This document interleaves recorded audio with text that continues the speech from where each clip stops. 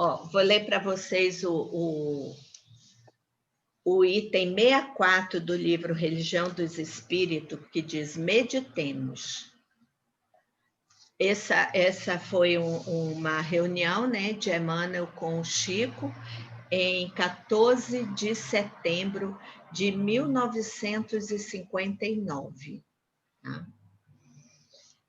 Revelando avançada paranoia pela hipertrofia do orgulho ante as conquistas da civilização atual, há quem pretenda banir a ideia de Deus do pensamento humano, encastelando-se na demência disfarçada de grandeza. No torvo cometimento, situam-se todos os mentores do ateísmo histórico e prático, notadamente entre os povos e polvos, sequiosos de hegemonia e influência.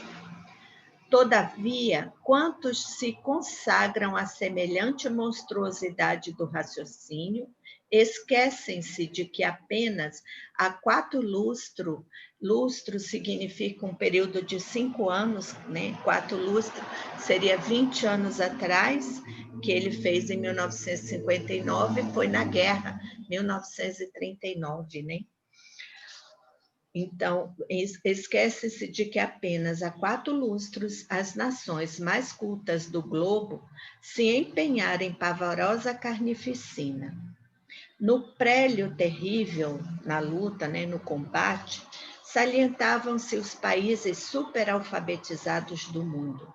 Bastaram, porém, simplesmente alguns meses de lutas para que se rebaixasse a condição de feras, fazendo reunir as garras sedentas e fulminando as aquisições do espírito com o objetivo de aniquilar a soberania da razão. Quanto acontece agora, dispunham todos eles de tratados que lhes salvaguardam as instituições livres. Isso, no entanto, não impediu esquecer-se os compromissos internacionais, arrasando cidades abertas e incendiando vilarejos pacíficos. Enfileiravam largas bibliotecas de ciências sociais em louvor da dignidade humana, mas caíram como chacais sobre mulheres e crianças indefesas, cruentando populações inermes. Contavam com o alevantado progresso da navegação marítima e com elevados princípios a lhe nortear os movimentos, mas converteram os oceanos em terrenos de pirataria e sangue. Possuiu as mais nobres invenções, como o avião e o rádio, o cinema e a grande imprensa, inclusive o domínio iniciante da energia nuclear.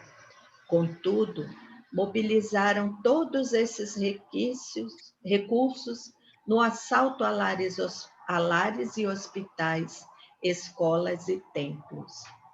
Nos campos reservados à concentração de prisioneiros, o envenenamento e o suplício da fome, a bestialidade e o assassínio foram considerados como atos legais. Do sinistro balanço constaram milhões de cadáveres, milhões de mutilados, milhões de órfãos, milhões de feridos, milhões de desajustados. Não valeram descobertas da indústria, avanços da ciência, alturas filosóficas, ajuste políticos ou exaltação das letras. Tudo desceu às trevas da carnagem. É que quando a ambição se desregra entre os homens, cresce a força da injustiça. E quando a injustiça se erige como poder supremo na face da terra, habitualmente aparece o esquecimento de Deus no âmago das elites. E com o esquecimento do Criador, desentendem-se as criaturas, gerando conflito e destruição. Entregue ao livre-arbítrio nos recessos da própria alma, pode o homem olvidar a paternidade divina e escarnecer a ideia religiosa que lhe traça roteiro moral, mas tomba nos arrastamentos da irresponsabilidade e da delinquência. Pode, com ingratidão e crueldade, pregar à vida o desrespeito a Deus, mas a vida lhe responde com as trevas do caos. Gente, isso aqui eu sempre peço uma leitura, né, assim, para eu fazer na manhã que eu acordo, tudo, né? Aí eu fui ler esse texto e ontem eu tinha visto, né, o nosso presidente meio que desafiando, né, os Estados Unidos, tá? Botando aí no Twitter e outras coisas mais, falando até nos meios de comunicação de um modo geral, que como é que quando acaba, né, o diálogo, né, a gente tem que pegar as armas, como é a pólvora tem que prevalecer com relação aos Estados Unidos. Quem somos nós em relação aos Estados Unidos, gente? Que poderio atômico, armamento e tudo mais nós temos em relação aos Estados Unidos? Como é que pode o homem esquecer tudo que a gente já passou de luta?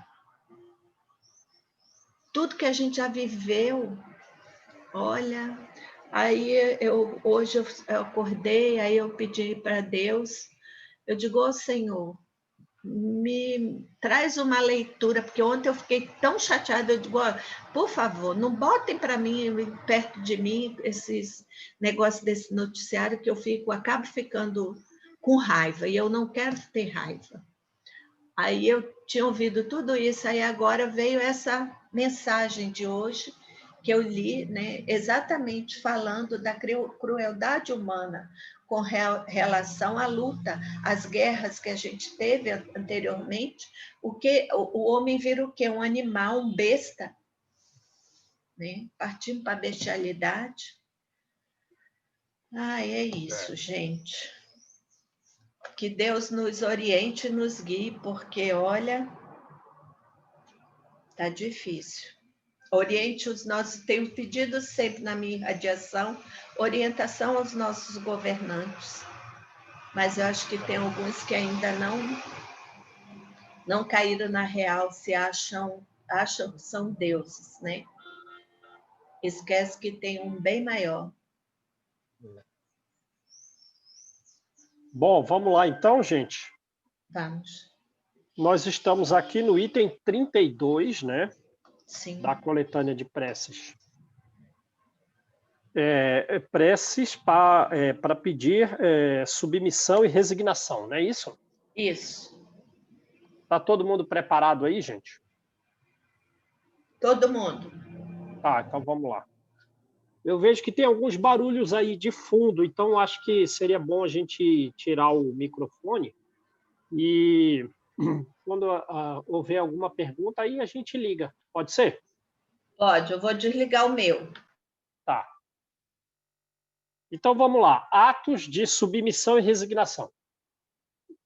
Bom, então o que a gente lembra sobre esse assunto? Que tudo que acontece que nos gera uma espécie de aflição, em regra foi imprudência nossa na vida de hoje, ou foi uma imprevidência nossa na vida atual, ou teve efetivamente causas em vidas anteriores.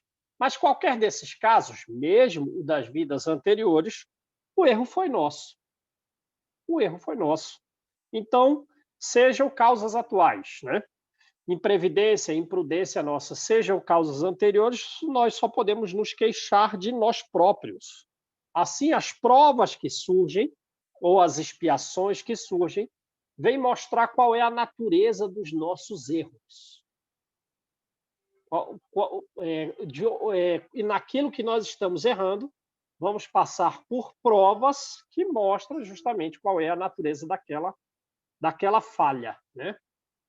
Então, mas isso é com relação ao passado, certo? Ou com relação ao presente, se as causas são atuais das aflições nossas. Porém, o que acontece é que a gente também não enxerga o seguinte passo, é que as consequências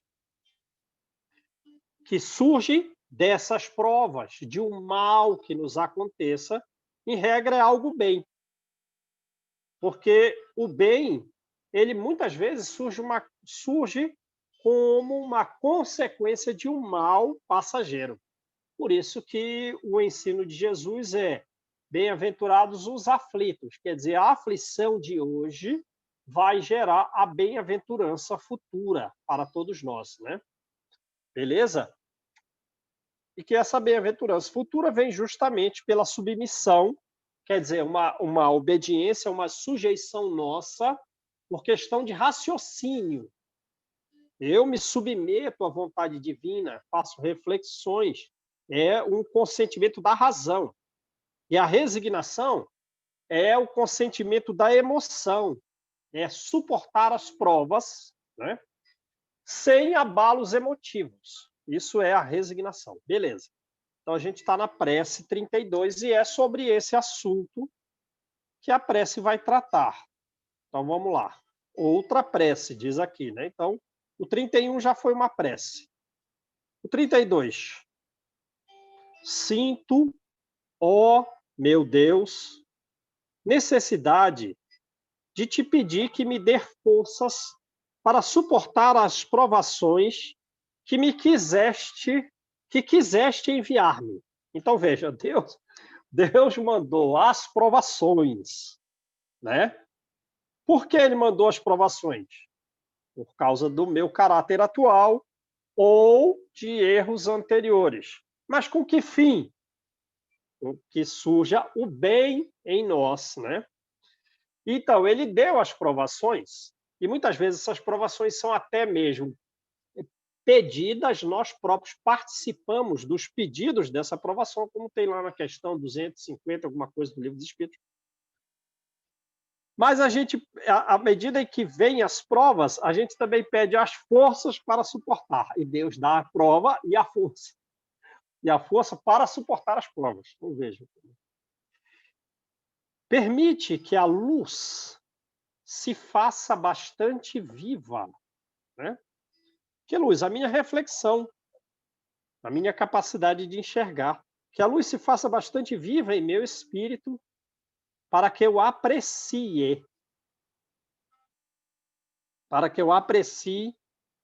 toda a extensão de um amor que me aflige porque me quer salvar. É o que nós falamos. A bem-aventurança surgirá da aflição. Então, o raciocínio mais claro, mais abrangente, mais vivo, vai perceber que a aflição atual gerará a salvação, nas palavras aqui, vamos usar as palavras do livro. A aflição atual gerará a salvação nossa futura, certo? Então, é pelas provações que o nosso espírito angaria virtudes e que se afasta e que retira de si as causas dos males, né, que geram as próprias aflições. Bem, submeto-me resignado, ó meu Deus, né? Então, eu, sem alterações emotivas, sem revolta, sem ressentimento, submeto-me resignado.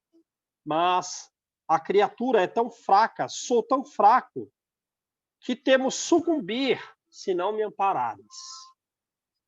Ele manda a prova e manda o amparo. E o amparo. Não me abandone, Senhor. Não me abandones, pois sem ti nada posso. Beleza?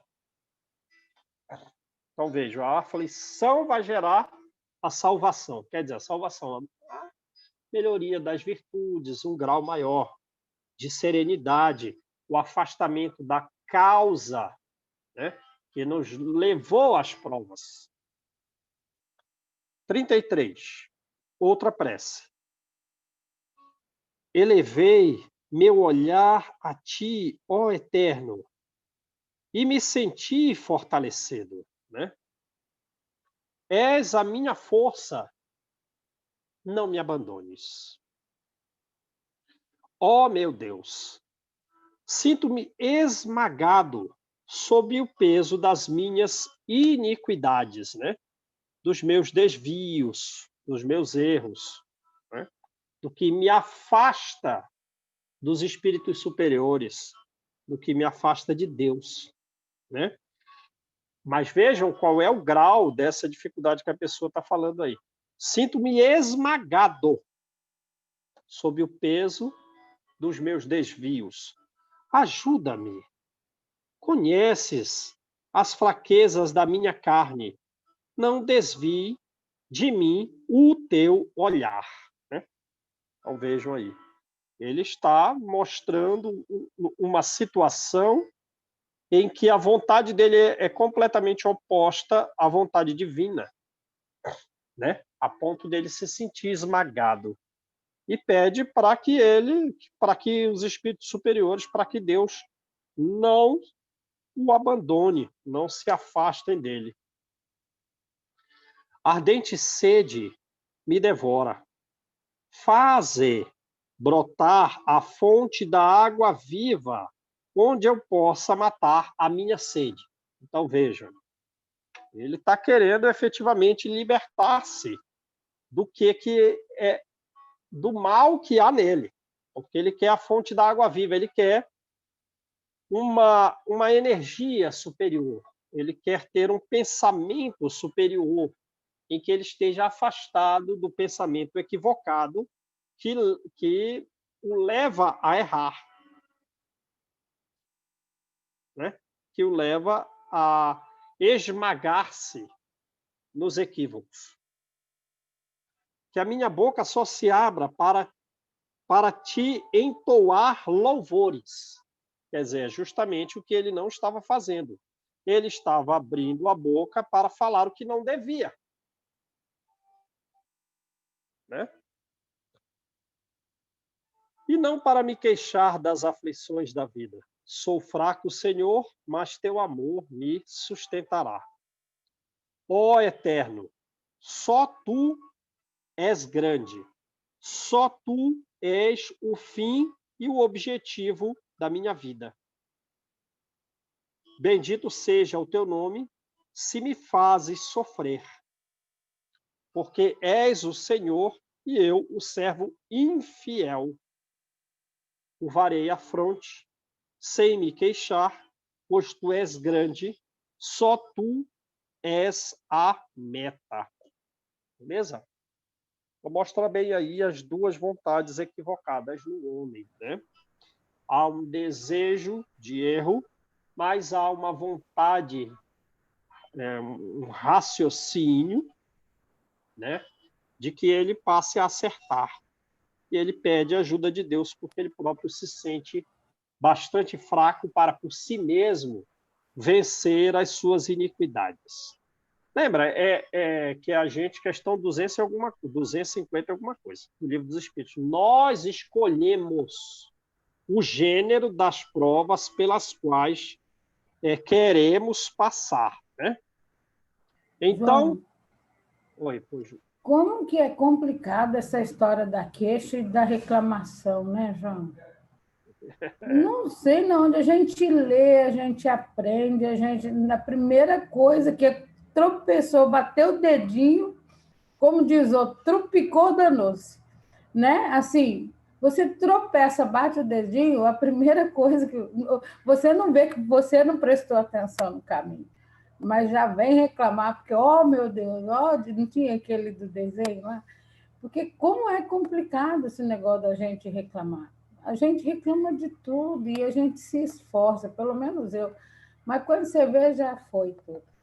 E você vê que essa prece ela é muito carregada de sentimento, né? Ela é uma prece curtinha, mas é muito carregada de sentimento. exatamente, exatamente. É isso aí. Verdade Às pura, vezes eu muito sentimento. Ei, João, às vezes eu fico pensando, como aos 6 anos começou minha peregrinação, o meu fardo pode ser que alguém veja pesado, um certo agravamento, mas para mim, o meu fardo, desde os 6 anos que veio na luta, e cada ano teve uns momentos difíceis, mas eu não senti, não sinto peso, então eu não reclamo. Eu agradeço porque eu não sinto, eu só agradeço porque eu não sinto o peso do fardo, e eu ainda ajudo a cuidar do fardo dos outros, às vezes a carregar, auxiliando. Então, eu acho que na outra vida eu já reclamei demais, nessa que eu estou bem mais.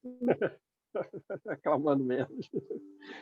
É Não, isso aí. eu não reclamo nada, eu só agradeço, porque eu acho que eu já vim com a missão de não reclamar mesmo, porque já reclamei que chega, agora eu vou só cumprir o que eu tenho que cumprir. Tá, tá No certo. É bom. Elahá, lá na última, que é Pinga Fogo, lembra, Lúcia? Não sei se vocês viram, ele comentou que um rapaz que estava paraplégico, tetraplégico, ele queria auxiliar. Como que ele poderia fazer, né, para auxiliar nessa caminhada da divulgação espírita, de falar e tudo. Aí você vê assim, olha, o rapaz, ele está tetraplégico, gente, eu não lembro se é tetraplégico, e querendo auxiliar, e até ela já falou do Peixotinho, né? Então, e às vezes a gente aí com 12 pés, com tudo perfeito, você está com preguiça de ir no estudo, rapaz. Você enrola, você faz qualquer coisa para ir no estudo. E isso vai assim, a gente vai arrastando essas correntonas aí anos e anos e não entende que só depende da gente para mudar. É isso aí. Então, ó, das provas que nós vivemos, sim, Deus manda as provas, mas nós desejamos nos expor a essas provas, né? Porque vemos nessa exposição um meio de nós progredirmos, de vencermos a nós mesmos. E Deus permitiu a existência dessas provas, né? Lembra do livro Missionários da Luz? Tem uma senhora chamada Anacleta. O que aconteceu com essa Anacleta em vida anterior? Na vida anterior, ela passou a mão na cabeça dos 4 filhos, até desdizendo o que o marido fazia para corrigir a moral das crianças. O marido agia com alguma firmeza para, digamos assim, fazer com que os filhos adquirissem algum percentual mais significativo de responsabilidade na vida, e ela ia lá, passava a mão na cabeça deles, desdizendo o que o esposo dizia. Consequência, os 4 filhos se desviaram significativamente na vida, com erros crassos de natureza moral, alguns se envolveram até com droga. Beleza. Quando desencarnou todo mundo, ela foi para o umbral, mas como ela tinha um determinado nível evolutivo, posteriormente ela saiu do umbral, foi para a colônia Nosso Lar. E os 4 filhos, nem no umbral, estão há mais de 40 anos, desencarnados em regiões inferiores. Beleza. Aí ela está na iminência de reencarnar. O que ela vai ser? Ela vai ser mãe dos 4 filhos de novo. Agora, dessa vez, vai ser mãe solteira. Então, ela está sabendo de todas essas provas aí vividas. Ela vai saber, ela já sabe de antemão quais serão as deficiências de cada um dos seus filhos. Às vezes, deficiências físicas, deficiências psicológicas ou físicas e psicológicas, né? Porque o estado em que eles estão, no vício, só realmente uma reencarnação regeneradora através de doenças significativas podem fazê-los elevar. Beleza. Aí ela já sabe quais são as provas que ela vai viver. Mãe solteira, as dificuldades dos filhos, legal. Aí ela olha o corpo dela, ela tem à disposição do serviço da Colônia Nosso Lar até um estudo anátomo-fisiológico do corpo dela, o corpo futuro dela. Vejam aí o grau de conhecimento a respeito do futuro. Aí ela e também do que ela viverá aqui na Terra como provas e dificuldades e também quais serão os seus instrumentos de trabalho. Beleza. Quando ela olha o corpo dela, falou: não vou querer esse corpo, não. Esse corpo está muito bonito. E pela beleza física eu vou me perder novamente. eu quero vir com um problema na tireoide. Quer dizer, eu quero vir um pouco gordinha, menos atraente aos olhares masculinos. Por quê? Se eu tiver um corpo belo e eu atrair pela minha beleza os olhares masculinos, eu também me sentirei atraída para eles, e assim a minha vida vai periclitar de novo. Eu não vou conseguir ajudar os meus filhos e tal, porque de alguma forma ela participou em algum percentual, nós temos a liberdade sempre, mas em algum percentual ela participou do fracasso dos 4 filhos. Então ela ia vir com o corpo perfeito, conforme e belo, conforme decisão da espiritualidade superior. Aí ela intervém. Não, eu quero vir com uma prova mais significativa. Qual? Uma deficiência fisiológica na tireoide, para que eu consiga cumprir o plano. E aí fez o pedido, foi aceito. Ou outro rapaz lá, que ele não tinha alguma coisa na vida anterior que pudesse obrigá-lo a vir com uma determinada deficiência física. Como que é o nome desse? Esse eu não lembro. Da mulher é Anacleto. Desse eu não lembro o nome, mas também o nome não interessa, né? Era uma deficiência física na perna. Aí o que aconteceu? Ele era obrigado a vir? Não, não era.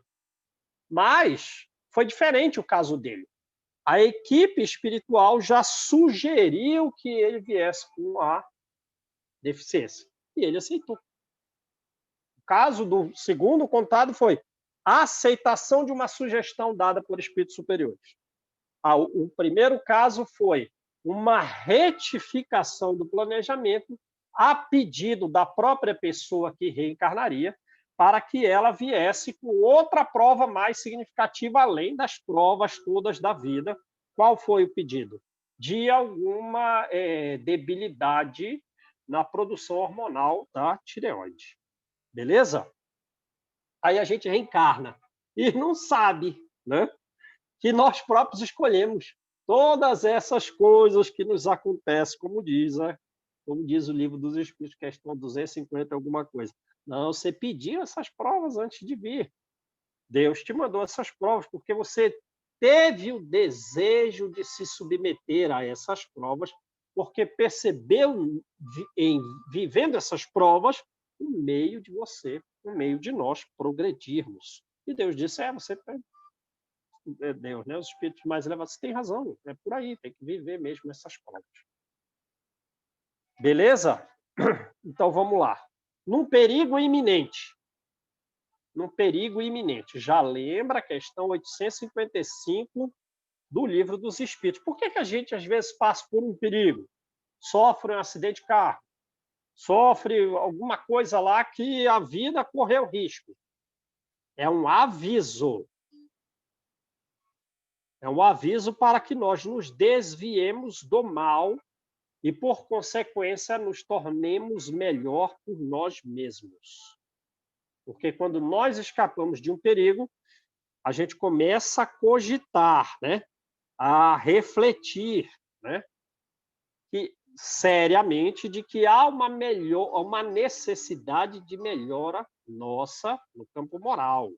Então, a causa desses perigos pelos quais nós passamos, ou é uma corrigenda de uma falta anterior, seja uma falta cometida, ou seja, uma ação não realizada, uma negligência. Beleza? Questão 855 do Livro dos Espíritos.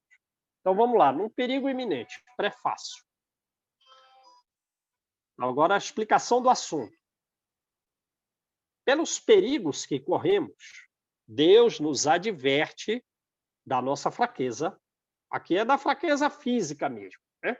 E até da fraqueza psicológica, porque quando sofre alguma coisa, fica mentalmente abalado, não tem uma robustez de raciocínio, uma robustez intelectual e uma força interna imensa, dizendo assim, não, sofri aqui uma coisa, mas o que importa é que a minha mente está bem, tranquila. Não, sofri um acidente aqui, quebrei a perna em 5 partes, mas Não tem nada não. Se tem um evangelho aí, vamos fazer um evangelho. Robustez mental. Né?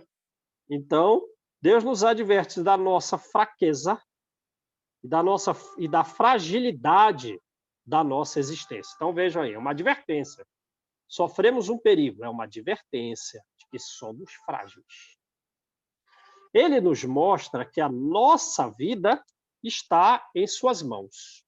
Nós estamos encarnados, mas estamos na mão de Deus.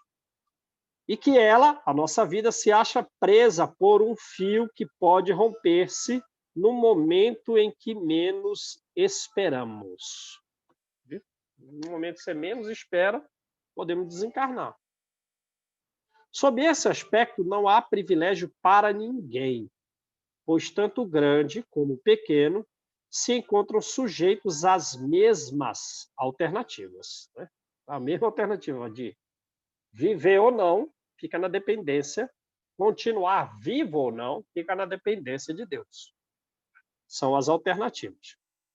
Então vamos lá. Se examinarmos a natureza e as consequências do perigo, veremos que estas quem? As consequências, caso se verificassem, teriam sido, na maioria das vezes, aí, ó, a punição, a corrigenda de uma falta cometida ou de um dever negligenciado, de algo que nós deveríamos fazer e não fizemos, por descuido ou por desleixo. Beleza? Então, é mais ou menos o que disse a questão 855 do Livro dos Espíritos. É para que nós nos tornemos melhores, né? A causa veio por quê? Por uma negligência minha, ou eu estou fazendo o que eu não deveria fazer, e nos leva o perigo a refletir na nossa fragilidade e, por consequência, para nos repararmos moralmente. Né? Então, vamos lá. Prece. Deus onipotente, e tu, meu anjo da guarda, socorrei-me. Se tenho de sucumbir, que seja feita a vontade de Deus. Então, vejam, isso aqui é realmente no momento do perigo lá, né? Porque aqui você está pedindo socorro. E ainda assim, você põe a vontade de Deus acima de tudo, né? Se tenho de sucumbir, que seja feita a vontade de Deus.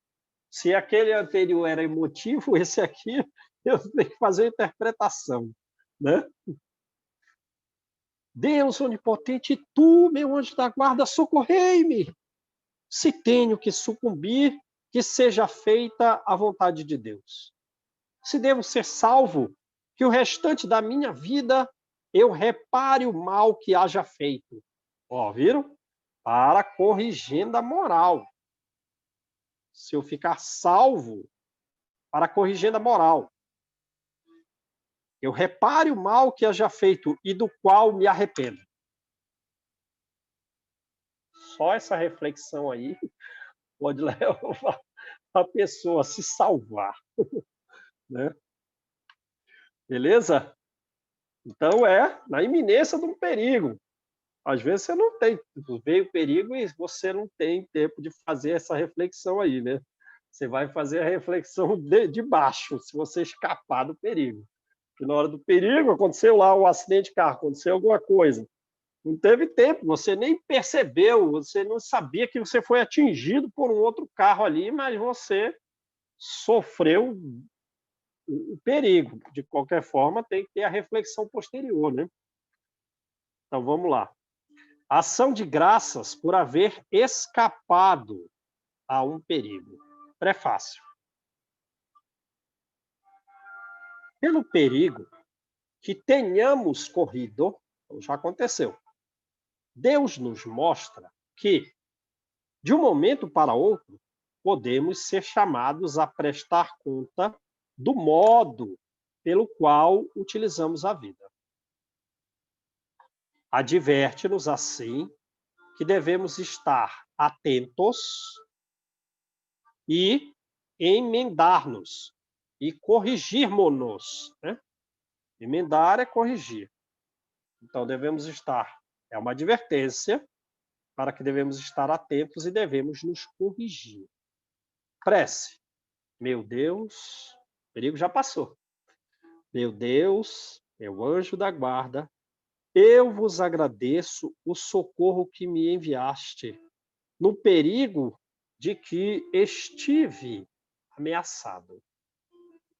Que esse perigo seja para mim um aviso e que esse perigo me esclareça sobre as faltas que talvez o tenham atraído a mim, né? Que o tenham atraído a mim. Compreendo, Senhor, que a minha vida está nas tuas mãos e que podes tirá-las de mim quando te aprouver. Inspira-me, por intermédio dos espíritos bons que me assistem, propósito de empregar utilmente o tempo que ainda me concederes neste mundo. Meu anjo da guarda, sustenta-me. Então, aqui, né, já pede um sustento. Quer dizer, algo de longo prazo, sustenta-me na resolução que tomo de reparar os meus erros e de fazer todo o bem que esteja ao meu alcance. Né? Por quanto tempo? É o fim da vida. A fim de chegar menos onerado, com dívidas menores, de imperfeições ao mundo dos espíritos, quando Deus resolver me chamar para lá. Beleza? Então, às vezes, a gente vê aquele jovem meio problemático, né? Cheio de dificuldades psicológicas, ainda carregando muito orgulho e levando uma vida um tanto sensual, praticando muitos equívocos, né?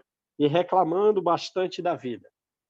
Aí, para evitar que ele tome uma quantidade infinita de remédios, ele pode sofrer um perigo. Ele pode sofrer um perigo, e aí, depois daquela situação em que ele sofreu um assalto, que ele sofreu um acidente, ele está muito melhor. Psicologicamente voltou outro, né? Funcionou. Funcionou. Evitou levar o resto da vida à base de remédio por um assalto que tinha sofrido. Diminuiu 80% daqueles problemas psicológicos que ele trazia para a família. Então, vamos lá. A hora de dormir. Prefácio. Então, agora a gente está vendo uma oração diária, né? Uma oração para ser feita todos os dias na hora de dormir. O corpo repousa durante o sono, mas o espírito não tem necessidade de repousar. Enquanto os sentidos físicos se acham entorpecidos, a alma se desprende parcialmente. Então, não é um desprendimento total, é um desprendimento parcial. Então, ela ainda fica vinculada ao corpo.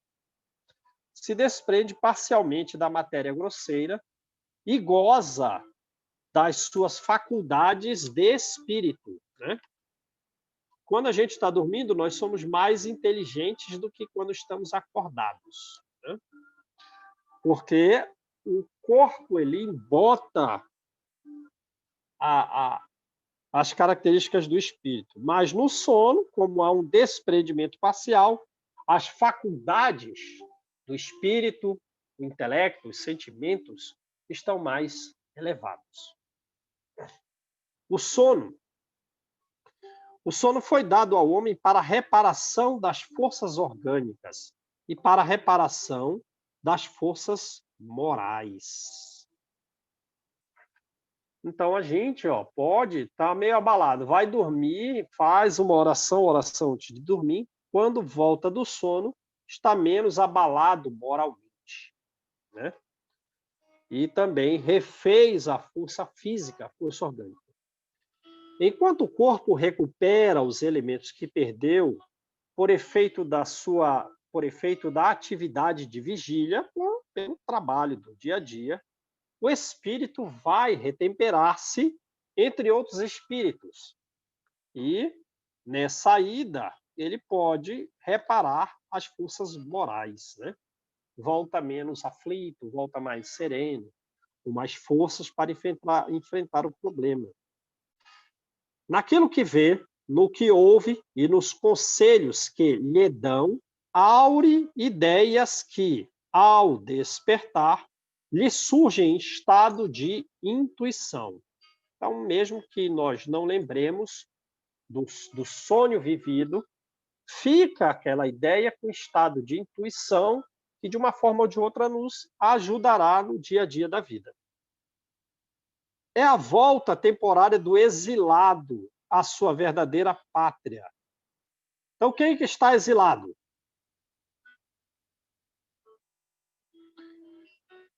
Duas perguntas. Quem é o exilado?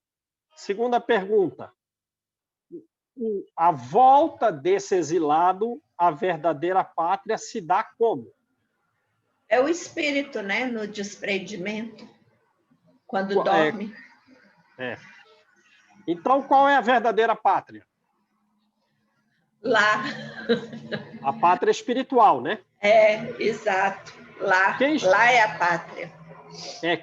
Quem está exilado? O espírito. Não o corpo, né? E aí, quem está exilado? O espírito está exilado.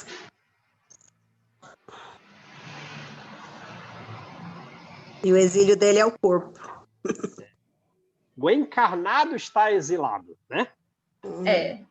O encarnado está separado da pátria verdadeira, que é a pátria espiritual. Ele está exilado pela encarnação. Mas quando ele dorme, ele volta à pátria espiritual. É isso aí. É um prisioneiro. Eu li num livro, eu não me lembro agora qual foi, João, acho que é do Emmanuel, onde ele fala que, alguém citou numa palestra que eu ouvi, que ele fala o seguinte, que aqui que a gente se engana, que aqui é que a gente morre. Quando a gente vem para cá, nós estamos mortos. Quando nós vamos para lá, é que nós estamos vivos. É verdade, porque as faculdades do espírito, sem o corpo físico, elas são mais dilatadas. O nosso nível intelectual é superior, né? Os nossos sentimentos são superiores. Aqui no corpo, o corpo físico é uma espécie, como que eu vou dizer assim, de filtro contentor das faculdades do espírito.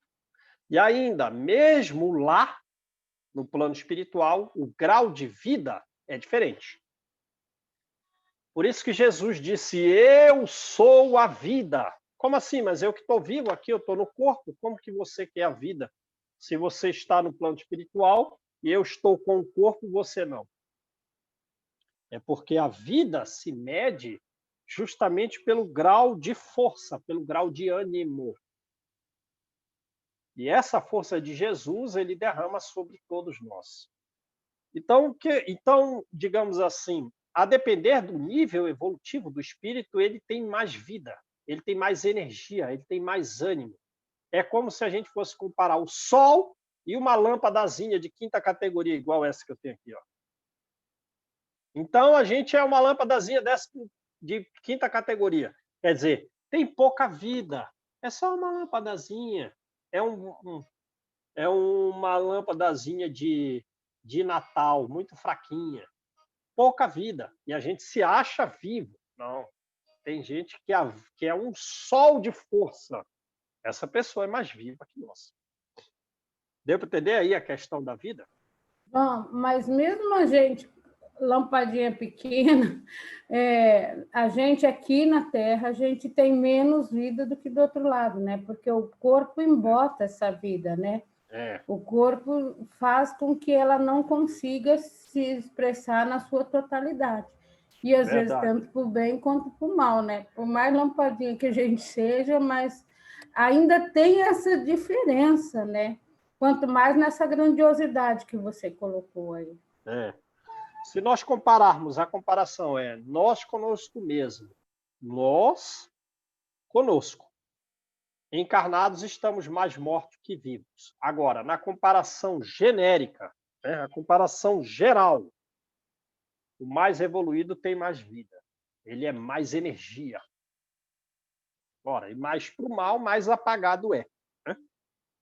Pouca luz. Então, vamos lá. É o prisioneiro, restituído momentaneamente à liberdade. Então, encarnado, quando dorme, ele adquire, momentaneamente, por 8 horas, a liberdade de voltar à pátria real. Como se dá ao presidiário perverso, então vejo aí, o encarnado perverso, acontece que nem sempre o espírito aproveita esse momento de liberdade para o seu adiantamento, né? Como a gente vê no livro Libertação. Em regra, no livro Libertação, acho que da década de 50, 60, não sei. Fácil a gente ver aqui, mas não tem tanta relevância. Então, 3/4 da população da Terra, quando dorme, vai para a região inferior, né? Participar, digamos assim, daquilo que lhe apraz. Vai fazer o que não deve. Vai fazer o que não deve. Ou vai participar de, por exemplo, relações sexuais no plano inferior com outros espíritos, ou vai estar envolvido numa questão aqui terrena de atrito com determinadas pessoas. Vai participar de um mau planejamento para tentar burlar, enganar, vencer, entre aspas, aquela pessoa aquelas outras pessoas naquelas questões materiais, porque deseja aquele cargo, deseja isso, deseja aquilo. 3/4 da população da Terra, todo dia, dorme e vai para um lugar pior, né? Como se dá com o presidiário perverso, acontece que nem sempre o espírito aproveita esse momento de liberdade para o seu adiantamento. Se conserva instintos maus, em vez de procurar a companhia dos espíritos bons, busca a companhia dos seus iguais e vai visitar lugares onde possa dar curso livre a essas suas inclinações más, já que se originam de maus instintos. Então, vai dormir com raiva de alguém, vai se aproximar de alguns espíritos. Se é mais maldoso ainda, vai participar de tramas de vingança, né? Que aquele que se ache compenetrado desta verdade eleve o seu pensamento a Deus, quando sinta aproximar-se o sono. Então, já saibamos, é um processo educativo nosso. Estamos compenetrados da seguinte verdade. Qual verdade? Quando nós dormimos, voltamos à pátria espiritual. Então, qual é o nosso pensamento? Que às vezes nós nem estamos vigilantes sobre o que estamos pensando. Aí nós vamos dormir. Bum, era um pensamento de raiva de alguém. Vai dar margem à alimentação dessa raiva, que pode, em vez da pessoa buscar se libertar, desejar justamente se vincular mais pelo processo de vingança e tal, vai fazer planos inadequados. Mal sabe que está trazendo aquela pessoa cada vez mais próxima para dentro da sua vida íntima em vidas futuras. Então, a gente já sabe disso, estamos compenetrados desse assunto, estamos cientes que quando dormimos voltamos ao plano espiritual. O que devemos fazer? O sono está se aproximando? Tá. Então vamos fazer uma oração na hora de dormir.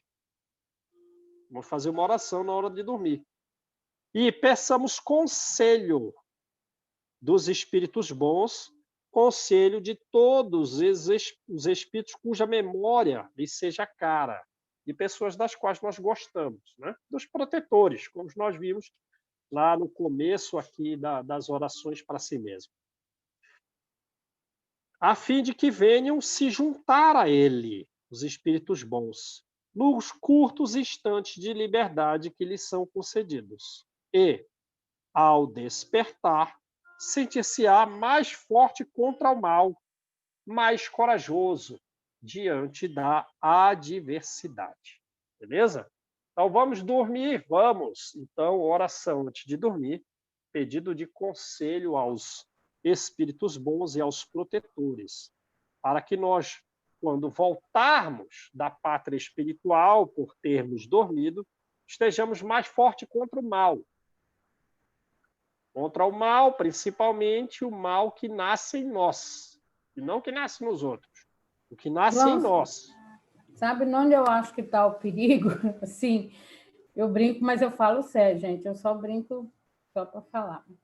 Mas eu falo assim, ó, o problema é que a gente não, a maioria das vezes, ou no 99, não sei o percentual, você deve saber melhor que eu, a gente não lembra, né, de tudo isso.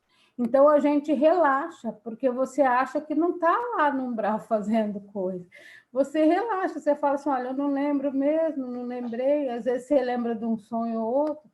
Então, e na realidade, a gente relaxa com tudo isso aí. Se a gente levasse isso aqui a sério, mesmo sem essas lembranças, né? Talvez a gente seria... É normal ter pesadelo. Tô pesadelo aqui. Mas por quê? Porque a gente relaxa. Acha que a gente vai dormir e vai para o nosso lar. E não é bem isso, né? Exatamente. Não pode... A gente tem que estar vigilante, né? Porque, não, tá com raiva de alguém, vai dormir, pode sofrer alguma coisa, né? Pode ir para a região inferior. E aí fica alimentando aqueles sentimentos inadequados lá. Não dá, né? Mas a gente não, estamos compenetrados dessa verdade. Ou seja, a gente tem que lembrar disso toda hora que for dormir. Para isso que serve o estudo, para efetivamente colocarmos em prática. Então, na hora que formos dormir, esse ponto específico do assunto é: vamos orar, pedir conselho aos espíritos superiores, aos espíritos protetores, ao anjo da guarda. E nós voltaremos melhores, muitas vezes melhores contra o nosso próprio mal. Porque aquela vontade aquela raiva vai estar já um pouco abrandada. Mas teve que pedir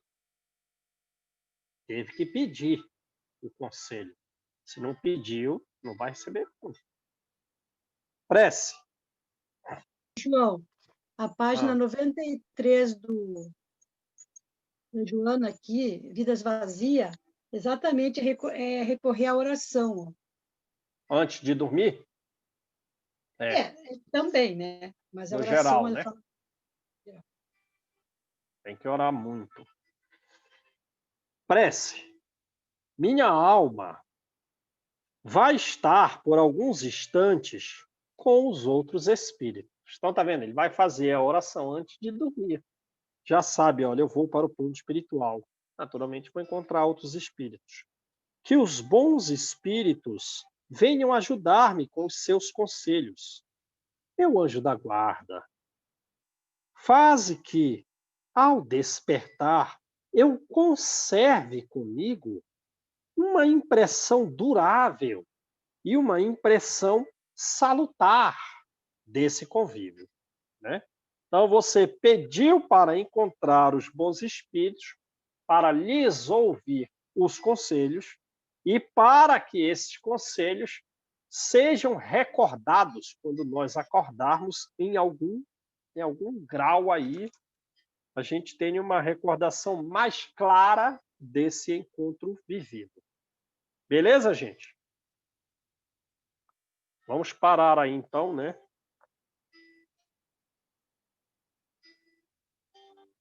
8h28. Então, quem faz a oração final?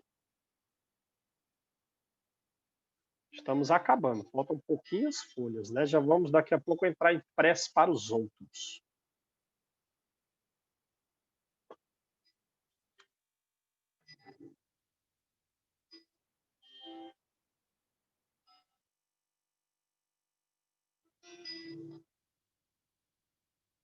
Quem faz a oração, gente?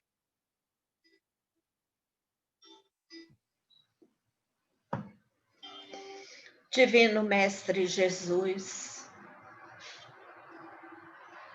amigo de todas as nossas horas, agradecidos, Pai, estamos pelos ensinamentos que tens nos oportunizado por meio da tecnologia.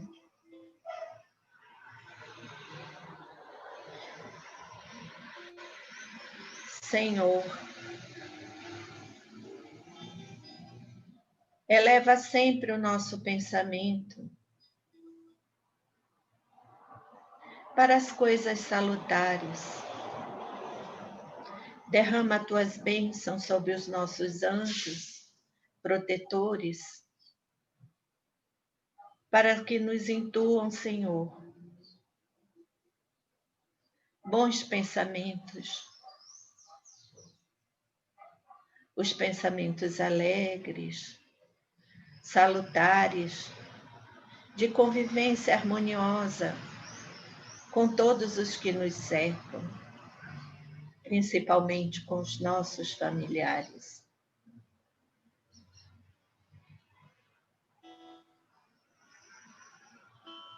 Te pedimos, ó Pai, que te faças presente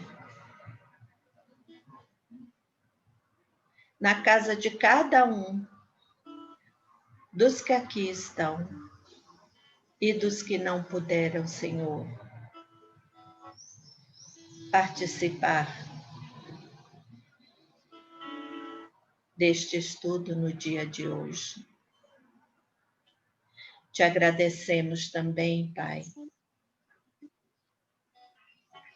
pelas bênçãos que temos recebido, inclusive a chuva que vem molhar a terra, tão castigada pelo fogo. E também, Pai, agradecemos o dia maravilhoso de hoje. Que ele fique presente em nossas existências e que possam, Senhor, se fazer constante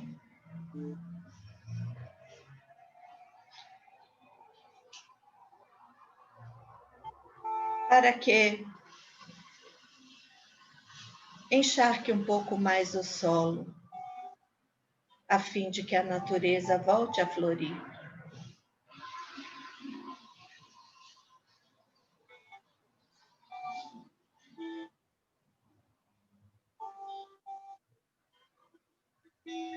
Fica conosco, Senhor,